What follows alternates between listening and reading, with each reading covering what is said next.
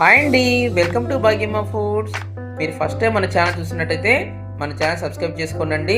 ఈ video first నుంచి last దాకా స్కిప్ చేయకుండా చూస్తే మీకు ప్రాసెస్ అనేది ఈజీగా ఉంటుంది. ఓకే అండి, ముందుగా మనమైతే ఈరోజు గోడు చిక్కుడుకాయ కర్రీ ఎలా తయారు చేయాలో చూద్దాం. ముందుగా మనమైతే గోడు చిక్కుడుకాయ తీసుకొని వాటిని నీట్గా కట్ చేసి ఈ విధంగా వాటర్లో వేసి పక్కన పెట్టేసామండి. తర్వాత ఒక గిన్నె తీసుకొని దాంట్లో ఆయిల్ వేసాము. ఆయిల్ బాగా వేడిన తర్వాత దీంట్లో తాలింపు గింజలు వేసుకోవాలి.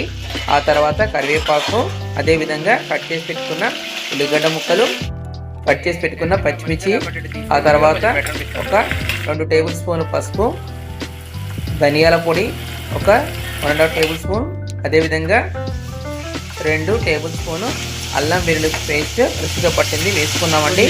ఇవన్నీ వేసుకున్న తర్వాత ఈ మొత్తాన్ని కూడా ఒకసారి కలుపుకున్న తర్వాత ముందుగానే మనం ఒక పళ్ళెంలో తీసుకున్నాం కదండి గోడు చిక్కుడుకాయలని, వాటిని దీంట్లో వేసుకున్నామండి. నిజంగా గోడు చిక్కుడుకాయ అనేది చాలా చాలా హెల్దీ అండి. ఇది తింటే మనకి ఫైబర్ కాబట్టి చాలా హెల్దీగా ఉంటుంది. ఓకే, ఈ విధంగా గోడు చిక్కుడుకాయ అన్నింటిని కూడా దీంట్లో వేసుకున్నాం. మేమైతే 1/2 కిలో గోడు చిక్కుడుకాయ తీసుకున్నామండి. వాటన్నిటిని కూడా దీంట్లో వేసుకుంటున్నాం. ఆ తర్వాత దీంట్లో కొరియాండర్, కరివేపాకు కాదండి, కొత్తిమీర కూడా దీంట్లో వేసుకున్నాం. కొత్తిమీర వేసుకున్న తర్వాత గోడు చిక్కుడుకాయలు వీటన్నిటి కూడా కలిపి ఈ విధంగా మొత్తం కలుపుకోవాలండి. ఓకే అండి, వీటిని చూస్తేనే కలర్ఫుల్గా చాలా బాగుంది కదండి. తర్వాత దీంట్లో ఒక 1.5 టేబుల్ స్పూను సాల్ట్ కూడా వేసామండి. ఆ తర్వాత సాల్ట్ వేసిన తర్వాత కూడా ఈ గోడు చిక్కుడుకాయలు ఆ ఉప్పు మొత్తం కలిసే విధంగా కలుపుకోవాలి. నిజంగా గోడు చిక్కుడుకాయ కర్రీ ఎవరి ఫేవరెట్ ఐటమో మన కామెంట్ సెక్షన్లో తెలియజేయండి ఫ్రెండ్స్.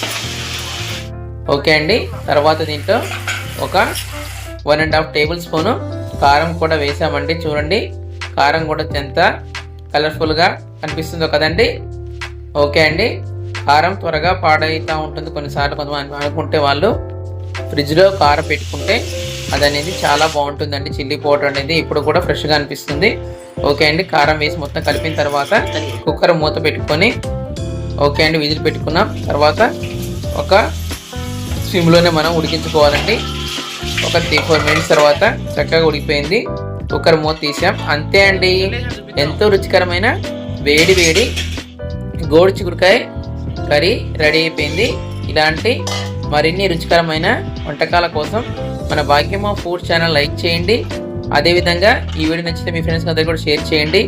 ఇలాంటి మరిన్ని రుచికరమైన వంటకాల కోసం మన ఛానల్ని సబ్స్క్రైబ్ చేయడం అస్సలు మర్చిపోవద్దు. Bye friends, take care, have a great day.